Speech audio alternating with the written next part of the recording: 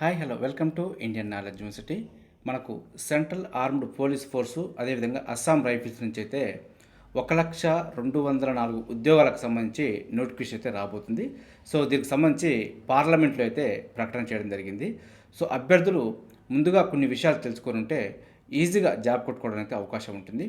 So చిన్న ఏజ్లో మంచి జీతంతో కొద్దిగా కష్టపడితే ఈజీగా వచ్చే జాబ్ అంటే మనకు సిఏపిఎఫ్ అండ్ అస్సాం రైఫిల్స్ అని చెప్పుకోవచ్చు.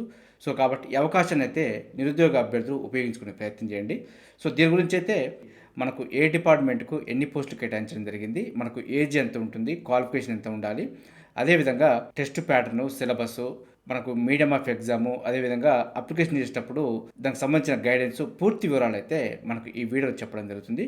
సో ఒకసారి ఈ వీడియో చూసిన తర్వాత మీరు అప్లికేషన్ ప్రాసెస్ చేసేటప్పుడు ఈజీగా ఉంటుంది. అదేవిధంగా మీకు ప్రిపరేషన్ కూడా సిలబస్, టెస్ట్ ప్యాటర్న్ గురించి ఇన్ఫర్మేషన్ అయితే పూర్తిగా చెప్పే ప్రయత్నం చేస్తాను. దీనిపైన అనాలైజ్ చేసి స్కోర్ ఏ విధంగా పెంచుకోవాలి అనే విషయాన్ని కూడా మీకు చెప్పే ప్రయత్నం చేస్తాను. సో ప్రధానంగా మనకు 1,02,4 ఉద్యోగాలకు సంబంధించి స్టాఫ్ సెలక్షన్ కమిషన్ ద్వారా 90% పోస్టులను ఫిలప్ చేయడం జరుగుతుంది. కాబట్టి దీనికి సంబంధించి పూర్తి వివరాలు చెప్పే ప్రయత్నం చేస్తాను. మనకు యూపీఎస్సీ ద్వారా 10% టు 10% కంటే తక్కువ పోస్టులను రిక్రూట్మెంట్ చేయడం జరుగుతుంది. కాబట్టి దానికి సంబంధించి నేను సపరేట్గా వీడియో చేస్తాను. సో దానికైతే డిగ్రీ క్వాలిఫికేషన్స్ తోటి ఎగ్జామ్స్ అయితే కండక్ట్ చేయడం జరుగుతుంది. దానికి సంబంధించిన టెస్ట్ ప్యాటర్ను, వాటికి సంబంధించిన వివరాలు కూడా పూర్తిగా చెప్పే ప్రయత్నం చేస్తాను. సో మనకు స్టాఫ్ సెలక్షన్ కమిషన్ ద్వారా ఈ 90% ఉద్యోగాలకు సంబంధించి ఏ విధంగా ఎలిజిబిలిటీ ఇవ్వడం జరిగింది, వాటికి సంబంధించిన పూర్తి వివరాలు చెప్పే ప్రయత్నం చేస్తాను. ఒకసారి చూసుకునే ప్రయత్నం చేద్దాం. సో మనకు ఇందులో ప్రధానంగా సిఆర్పిఎఫ్కి 33,730 పోస్టులు, సిఎస్ఎఫ్కి 31,782 పోస్టులు, బీఎస్ఎఫ్కి 12,808 పోస్టులు, ఐటీబీపీకి 9,861 పోస్టులు, ఎస్ఎస్బికి 8,646 పోస్టులు, ఏఆర్కు అంటే మనకు అస్సాం రైఫిల్స్కి 3,377 పోస్టులు కేటాయించడం జరిగింది. సో మొత్తం మనకు ఓవరాల్గా 1,02,4 పోస్టులను అయితే ఈ డిపార్ట్మెంట్కు కేటాయించడం జరిగింది. సో వీటికి సంబంధించి చూసుకుంటే మనకు ఇందులో అయితే ప్రధానంగా age, qualifications, test pattern, syllabus, మనకు వెయిటేజ్ ఆఫ్ మార్క్స్, దేనికి వెయిటేజ్ ఇవ్వడం జరిగింది, అదేవిధంగా మీడియము, మనకు అప్లోడ్ చేయాల్సిన డాక్యుమెంట్స్, అప్లికేషన్స్ ఏ విధంగా చేసుకోవాలనే ఇన్ఫర్మేషను, అదేవిధంగా వీటికి సంబంధించి పూర్తి వివరాలు అయితే నేను స్టెప్ బై స్టెప్ చెప్తాను. ఒకసారి చూసి అప్లికేషన్ అయితే చేసుకునే ప్రయత్నం చేయండి. కొద్దిగా కష్టపడితే ఈజీగా సెలెక్ట్ అయ్యే జాబ్ ఏదైనా ఉంది అంటే మనకు సిఎఫ్ఈఎఫ్ అండ్ ఏఆర్ అని చెప్పి అనుకోవచ్చు. సో కాబట్టి దీనికైతే ప్రతి నిరుద్యోగ అభ్యర్థి ఎలిజిబిలిటీ చూసుకొని అప్లికేషన్ చేసుకునే ప్రయత్నం చేయండి. మనకు మీడియం ఆఫ్ ఎగ్జామ్ చూసుకుంటే మనకు తెలుగులో కూడా రాసుకోవచ్చు, అదేవిధంగా ఇంగ్లీష్లో రాసుకోవచ్చు. మనకు ఆన్లైన్ అప్లికేషన్ చేసేటప్పుడు అయితే మనకు ఒక విషయం అయితే అడగడం జరుగుతుంది. మీ యొక్క జిల్లా అనేది బార్డర్ గార్డ్ డిస్టిక్లో ఉందా, లేదంటే మిలిటెన్సీ లేదా నక్సల్స్ ఎఫెక్టెడ్ ఏరియాలో ఉందని చెప్పి మనకైతే ఆప్షన్ రావడం జరుగుతుంది. సో దీనికి సంబంధించి మీరు ఆన్లైన్ అప్లికేషన్ చేసేటప్పుడు మీ జిల్లా ఏ పరిధిలో ఉందో ఒకసారి చూసుకొని దానికి సంబంధించిన కోడ్ అయితే మీరు ఎంటర్ చేయవలసి ఉంటుంది. సో ఇదైతే మిస్టేక్ చేయవద్దు. దీనికి సంబంధించి చూసుకుంటే మనకు బార్డర్ గార్డింగ్ డిస్ట్రిక్ట్స్ అయితే తెలుగు రాష్ట్రాలు లేవు. సో మనకు militancy and Naxals affected area అయితే ఉన్నాయి. సో ఏపీలో చూసుకుంటే అల్లూరి సీతారామరాజు డిస్టిక్ అయితే రావడం జరుగుతుంది. తెలంగాణలో అయితే భద్రాద్రి కొత్తగూడెం, అదేవిధంగా ములుగు, ఈ 2 జిల్లాలు రావడం జరుగుతుంది. సో మనకు ఇది militancy and Naxals affected area దగ్గర ఈ ఆప్షన్ అయితే పెట్టుకోవాల్సి ఉంటుంది. మనకు ఆన్లైన్కి సంబంధించి అఫీషియల్ వెబ్సైట్ అయితే ssc.gov.in, ఇది అఫీషియల్ వెబ్సైటు. సో దీనికి ఆన్లైన్లో అప్లికేషన్ చేసేటప్పుడు 2 స్టెప్స్ అయితే ఉంటుంది. మనకు ఒకటి ఫస్ట్ ఓటీఆర్ చేసుకోవాలి, next online application form fill చేసుకునే విధానం ఉంటుంది. ఒక్కసారి కనుక మీరు ఓటీఆర్ చేసుకుంటే, వన్ టైం రిజిస్ట్రేషన్ కనుక చేసుకుంటే మీరు ఎప్పుడు కానీ ఎస్ఎస్సికి సంబంధించి అప్లికేషన్ చేసినప్పుడు ఓటీఆర్ చేసుకోవాల్సిన అవసరం ఉండదు. Direct online application form fill చేసుకోవచ్చు. సో ఇదివరకు ఎప్పుడు కూడా ఎస్ఎస్సికి సంబంధించి అప్లికేషన్ చేసుకోకపోతే ఫస్ట్ అయితే మీరు ఓటీఆర్ చేసుకోవాల్సి ఉంటుంది, వన్ టైం రిజిస్ట్రేషన్ చేసుకోవాలి. దీని తర్వాత మీరు అప్లికేషన్ ఫామ్ అయితే ఫిల్ చేయవలసి ఉంటుంది. ఇది మనకు ssc.gov.in, ఇది అఫీషియల్ వెబ్సైటు. మనకు స్టాఫ్ సెలక్షన్ కమిషన్ ద్వారా ఫిలప్ చేసే అన్ని పోస్టులు కూడా ఇవి లెవెల్ 1 క్యాడర్ కిందకి రావడం జరుగుతుంది. సో లెవెల్ 1 యొక్క పే స్కేల్ చూసుకుంటే 18,000 టు 56,900 రూపీస్ వరకు అయితే ఉంది.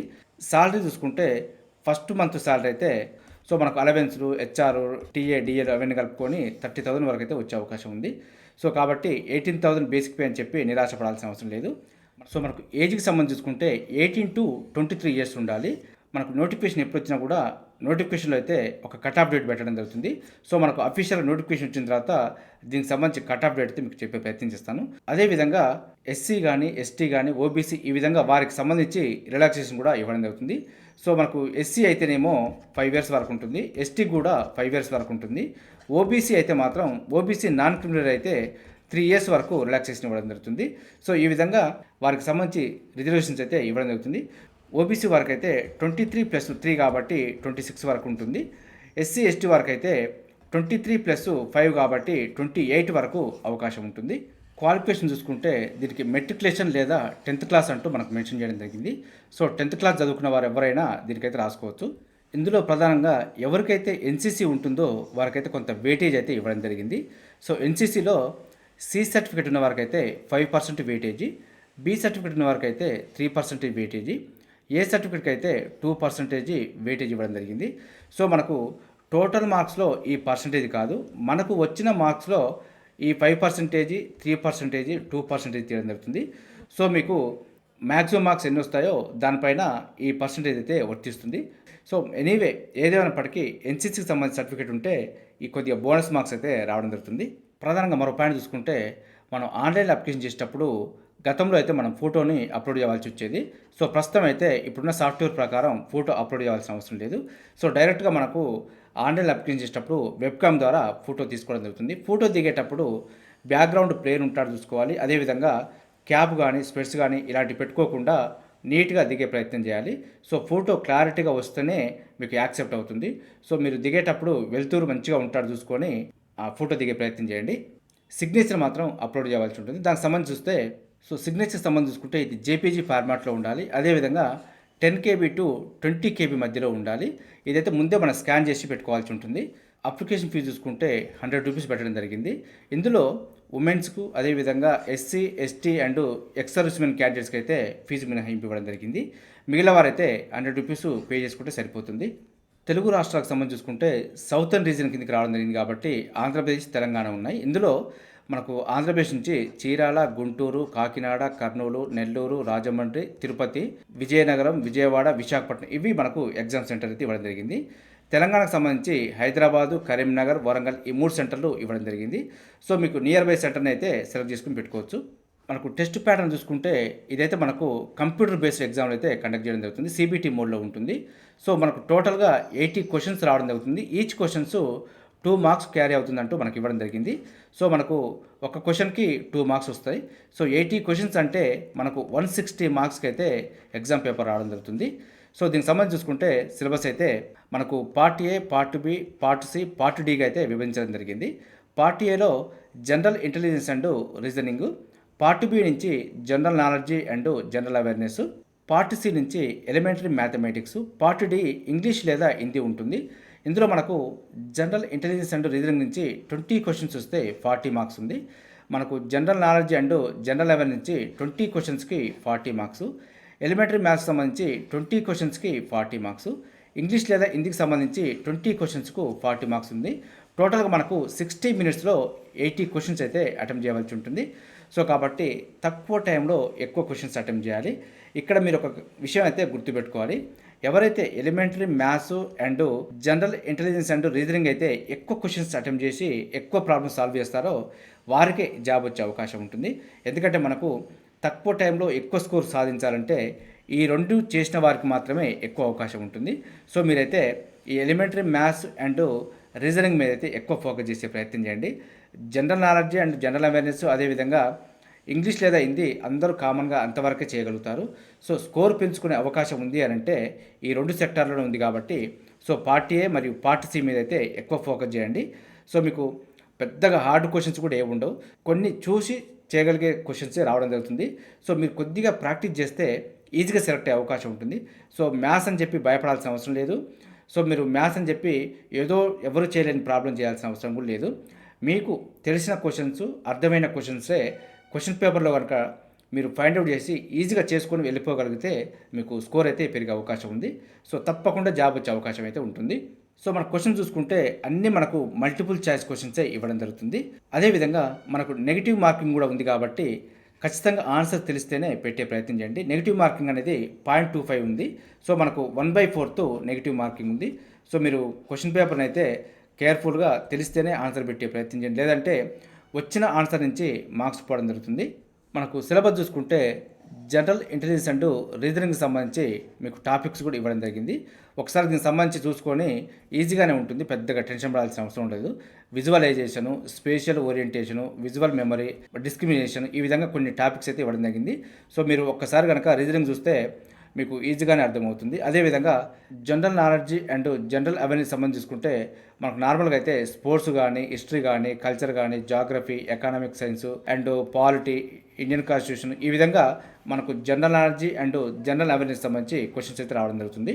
అదేవిధంగా ఎలిమెంటరీ మ్యాథమెటిక్స్ సంబంధించి చూసుకుంటే మనకు number systems, competition of whole numbers, decimals and fractions and relationships between numbers, percentages, ratio and proportions, averages, interest, profit and loss, discount, mensuration, time and distance, ratio and time, time and work, ఈ విధంగా అయితే మనకు arithmetic సంబంధించి questions అయితే రావడం జరుగుతుంది.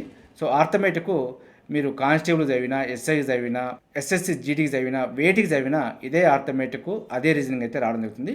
So preparation చేసేటప్పుడే 1-2 సార్లు క్లారిటీగా ప్రిపరేషన్ చేసుకుంటూ పోయే ప్రయత్నం చేయండి. సో బట్టి ప్రయత్నం చేయొద్దు. సో ఈ నోటిఫికేషన్ కాకపోతే ఇంకో నోటిఫికేషన్ వచ్చే అవకాశం ఉంటుంది, కానీ బట్టి పడితే ఏ నోటిఫికేషన్ కూడా వచ్చే అవకాశం ఉండదు. 2 రోజులు లేట్ అయినా పర్లేదు, కానీ అనాలైజ్ చేసుకుంటూ, అర్థం చేసుకుంటూ ప్రాక్టీస్ చేసే ప్రయత్నం చేయండి. అదేవిధంగా ఇంగ్లీష్ లేదా హిందీకి సంబంధించి చూసుకుంటే ఇందులో మనకు ఇంగ్లీష్ని ఏ విధంగా అర్థం చేసుకున్నావు అనే దాని మీదనే మీకు క్వశ్చన్స్ రావడం జరుగుతుంది. సో అండర్స్టాండింగ్ బేసిక్ క్వశ్చన్సే రావడం జరుగుతుంది. హిందీ వారైతే హిందీకి సంబంధించి రావడం జరుగుతుంది, ఇంగ్లీష్ పెట్టుకున్న వారికి ఇంగ్లీష్ రావడం జరుగుతుంది. అదేవిధంగా ఫిజికల్ స్టాండర్డ్ టెస్టు, అదేవిధంగా ఫిజికల్ ఎఫిషియన్సీ టెస్ట్కి సంబంధించి చూసుకుంటే మనకు ఫిజికల్ ఎఫిషియన్సీ టెస్ట్లో మేల్ క్యాండిడేట్స్కి అయితే 5 కిలోమీటర్స్ని 24 మినిట్స్లో కంప్లీట్ చేయాల్సి ఉంటుంది. మనకు ఫీమేల్ క్యాండిడేట్స్ అయితే 1.6 కిలోమీటర్స్ని 8.5 మినిట్స్లో కంప్లీట్ చేయాల్సి ఉంటుంది.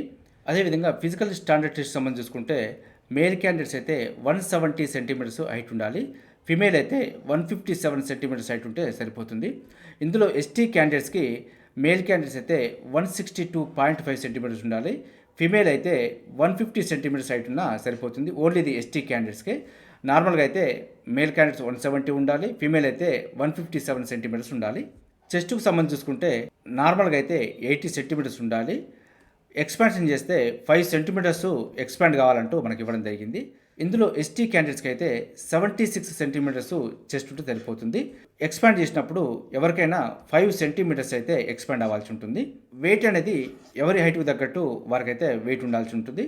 అదేవిధంగా మెడికల్ ఎగ్జామినేషన్ లేదా డాక్యుమెంట్ వెరిఫికేషన్ సంబంధించి అయితే మనకు రిటర్న్ టెస్ట్ కంప్లీట్ అయిన తర్వాత దీనికి సంబంధించి సపరేట్ వీడియో చేస్తాను. సో అక్కడ మీరు చూసుకోవచ్చు మనకు మెడికల్ ఎగ్జామినేషన్ ఏ విధంగా ఉంటుంది, దానికి సంబంధించిన డాక్యుమెంట్స్ ఏం తీసుకెళ్లాల్సి ఉంటుంది అనే విషయాన్ని అయితే మీకు చెప్పే ప్రయత్నం చేస్తాను.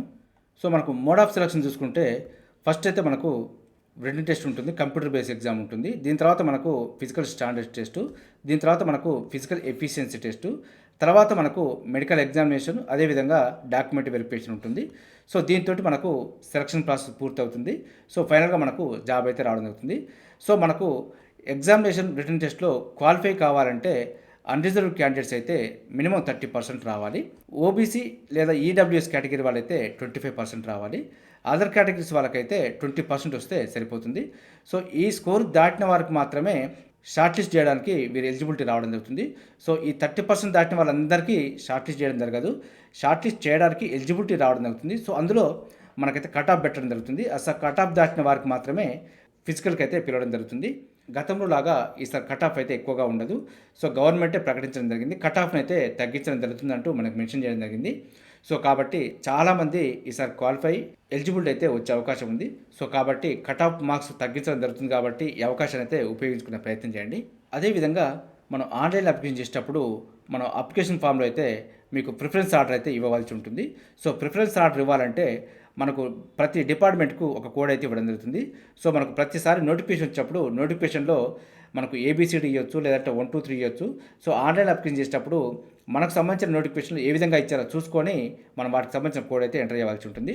సో మనకు కొంతమందికి ఫస్ట్ సిఎస్ఎఫ్ ఇంట్రెస్ట్ ఉంటుంది, అలాంటప్పుడు ఫస్ట్ మనం బి కోడ్ ఎంటర్ చేసుకోవాల్సి ఉంటుంది. నెక్స్ట్ సిఆర్పిఎఫ్ ఇంట్రెస్ట్ ఉండొచ్చు, సో అలాంటప్పుడు సి పెట్టుకోవాల్సి ఉంటుంది. నెక్స్ట్ బిఎస్ఎఫ్ ఇంట్రెస్ట్ ఉండొచ్చు, అలాంటప్పుడు ఏ కోడ్ పెట్టడం జరుగుతుంది. ఈ విధంగా ఆర్డర్ ప్రకారం మీకు ఏది ప్రిఫరెన్స్ ఇవ్వాలనుకుంటే దానికి సంబంధించి ఆర్డర్ అయితే ఇచ్చుకోవాల్సి ఉంటుంది. ఈ విధంగా మీకు అన్ని పోస్టులకు సంబంధించి ఆర్డర్ ఇచ్చిన తర్వాత స్కోర్ కనుక మంచి స్కోర్ సాధిస్తే ఫస్ట్ ఇచ్చిన ఆర్డర్‌నే సెలెక్ట్ అవ్వడం జరుగుతుంది. స్కోర్ కొంచెం తక్కువ ఉన్నప్పుడు సెకండ్ గానీ, థర్డ్ గానీ ఈ విధంగా రావడం జరుగుతుంది. సో ఇక్కడ మనం చూసుకోవచ్చు నక్సల్స్ లేదా మిలిటెన్సీ ఎఫెక్టెడ్ ఏరియాలో ఉందంటే మనకు ఆంధ్రప్రదేశ్ నుంచి ఒక జిల్లా అయితే ఇవ్వడం జరిగింది. అది అల్లూరి సీతారామరాజు డిస్టిక్.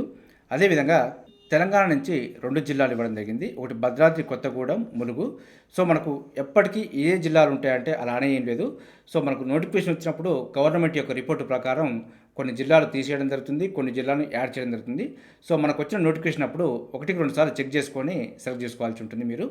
ఇది మనకు సెంట్రల్ ఆర్మ్డ్ పోలీస్ ఫోర్సు, అదేవిధంగా అస్సాం రైఫిల్స్కి సంబంధించి 1,204 పోస్టుల గురించి అయితే మీకు చెప్పే ప్రయత్నం చేశాను.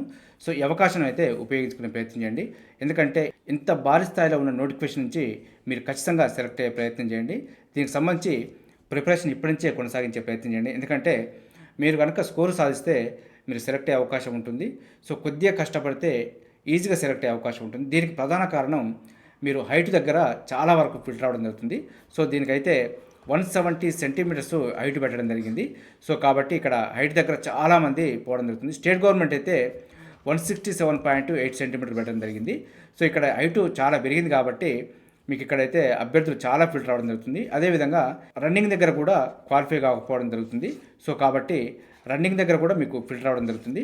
సో ఈ విధంగా చాలా వరకు వేరియేషన్స్ ఉన్నాయి కాబట్టి అదేవిధంగా సెంట్రల్ గవర్నమెంట్ అనగానే కొద్దిమంది ఇంట్రెస్ట్ చూపించకపోవడానికి అవకాశం కూడా ఉంది. సో ఇలాంటి సందర్భాల్లో మీకు తక్కువ స్కోర్ తోటి ఈజీగా సెలెక్ట్ అయ్యే జాబ్ ఏదైనా ఉంది అని అంటే మీకు సిఏపిఎఫ్ అండ్ ఏఆర్ అని చెప్పి అనుకోవచ్చు. ఇందులో మీకు ఏ పోస్ట్ ప్రిఫరెన్స్ అనిపిస్తే ఆ పోస్ట్ ఫస్ట్ ఆర్డర్ ఇచ్చుకుంటూ ఆన్లైన్ అప్లై చేసుకునే ప్రయత్నం చేయండి. సో ఎక్కువ పోస్టులు ఉన్నాయి, తక్కువ కాంపిటీషన్ ఉంటుంది కాబట్టి ఈజీగా సెలెక్ట్ అయ్యే అవకాశం ఉంటుంది. ఇదైతే ఉపయోగించుకుంటారని అయితే నేనైతే అనుకుంటున్నాను. ఇదే విధంగా మన ఛానల్ అయితే మీకు ఎప్పటికప్పుడు అప్డేట్ సమాచారం అయితే అందించే ప్రయత్నం చేస్తున్నాను. వీటితో పాటు ప్రతిరోజు మార్నింగ్ మన ఛానల్లో విద్యా ఉద్యోగ సమాచారం రావడం జరుగుతుంది. అదేవిధంగా ఎడ్యుకేషన్ మరియు ఎంప్లాయ్మెంట్కి సంబంధించి ప్రతి ఇన్ఫర్మేషన్ మీకు ఎప్పటికప్పుడు అప్డేట్ సమాచారం అయితే అందించే ప్రయత్నం చేస్తున్నాను. మన ఛానల్ చూసిన వారు సబ్స్క్రైబ్ చేసుకుని ఫాలో అవుతూ ఉండండి. ఈ వీడియో నచ్చితే లైక్ చేయండి, షేర్ చేయండి, సబ్స్క్రైబ్ చేసుకోవడం మాత్రం మర్చిపోవద్దు. Have a nice day.